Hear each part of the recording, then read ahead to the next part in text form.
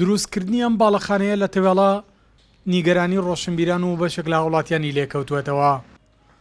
بە بڕوای ئەوان دروستکردنی ئەم جۆرە لە باڵەخانە لەگەڵ شێوەی تەلارسازی هەورامان و کە لە پووری ناوچەکەدا ناگونجێ گرفتیشی بۆ ژمارەیەک لە ماڵی بەردەم باڵەخانەکە دروست کردووە. نیگەرانی لەو هەڵمەتی تێکدانی سروشتە لە هەورامانە دەستی پێ کردووە لەو خەمساردی حکوومەت کە ئەم ناوچەی بەرەڵا کردووە لەو یاسا و ڕێنمایانەی کە ئیشان پێکرێت کە هیچ تایبەتمەندیشان نەیەوە بەم ناوچەیە.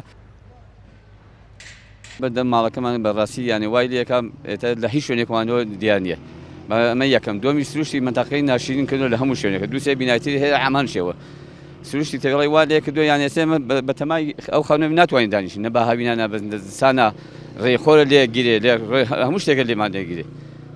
ئەمە دووسێ قاچیشی گاراژە بەیانی خەرباڵخێ بێ پێیا بێ ئێمە ناتوانین لە ژیانمان نامێنێت.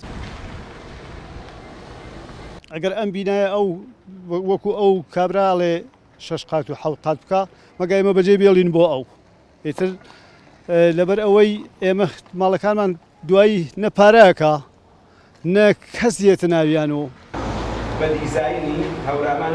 خاوەنی باڵەخانەکە چامەژە بۆ دەکات لە دروستکردنی باڵەخانەکەدا شێوەی تەلارسازی هەورامان ڕەچاو کراوە.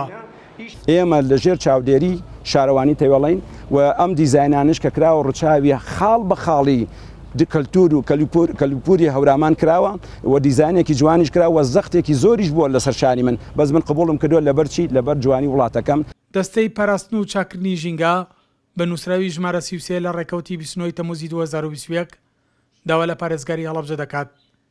لەگەڵ گەشەپێدانی ناوچەکاندا گرنگە ڕەچاوی جۆری دیزاینی خانوبەرە و بیناکان بکرێ. ئەمەش بە ئامانجی پاراستنی کەلەپوری ناوچەکە و گەشەپێدانی ژینگەی بەردەوام. سەلاح جەمیل، کورسات نیوز، تەوێڵە.